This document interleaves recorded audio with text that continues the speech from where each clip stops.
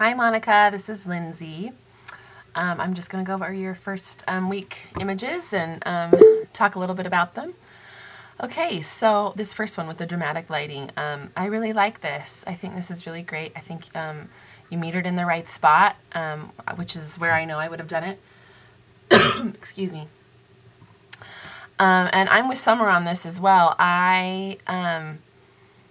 And it's really purely cosmetic. I think with this kind of lighting, I would have done the same thing. I would have done it in black and white.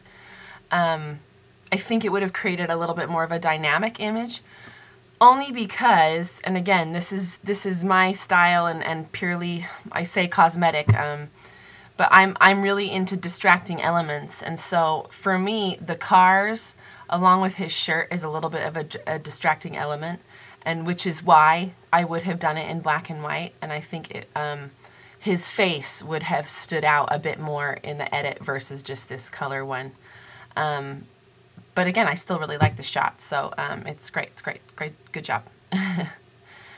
Okay, and then the backlit hazy or sharp. Yeah, I like this one too. And again, I think you metered in the right place, and I think even though these are bright and slightly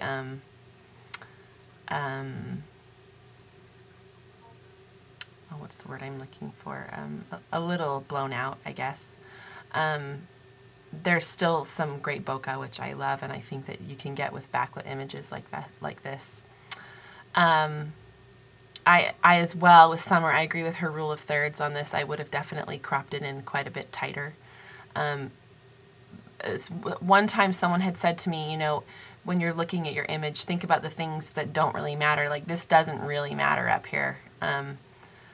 So, you know, he's your subject, so cropping this stuff out would make it a little bit more of a striking image as far as that goes. But I like this. I think it's great. Again, I think it is a little too yellow, and that's just me. So I know it's a real popular editing style at the moment, and I still like it, but yeah, just maybe a touch back on the yellow, just to sort of keep it. And I say this to all my critiquers, just to keep it current, so that, you know, there's images I have when I first started where I look back at like the style of editing that I kind of followed the trend, and there's nothing wrong with that. I think that, you know, you do that as your photographer to kind of keep up with everything that's going on. But my images that I first started with, you know, when I first started, there's some that I love that I've gone back and re-edited because the way I edited them at that time was just really trendy, and they're not things that I would show now, so that's just something to think about, just an extra tidbit really, when you're doing your editing. Again, it's not horrible at all.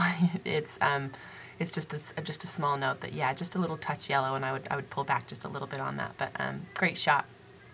Okay, and this last one, like this again too. He's so cute, by the way, such a cute boy.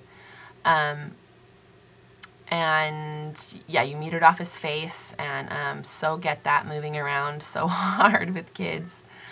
My only thing, and I like the sort of flare from the side. And again, because you're working with a moving subject, it's hard. When you start to get like the flare coming through their ears, I try to move them just because. Again, it's that whole distracting element thing. This is just slightly distracting. Or I would try to edit this in Photoshop. I would try to get rid of that. It's a little bit more difficult, but you can do it. And but, you know, you want to do less editing in Photoshop than you have to. So yeah, I try to move around and just be conscious of that, because that so easily happens when you're trying to shoot like sun flare or backlit images. Where you can get this sort of, you know, glowing ear thing. But really cute and really good job. You did a really great week. Looking forward to next week. Thanks so much. Bye.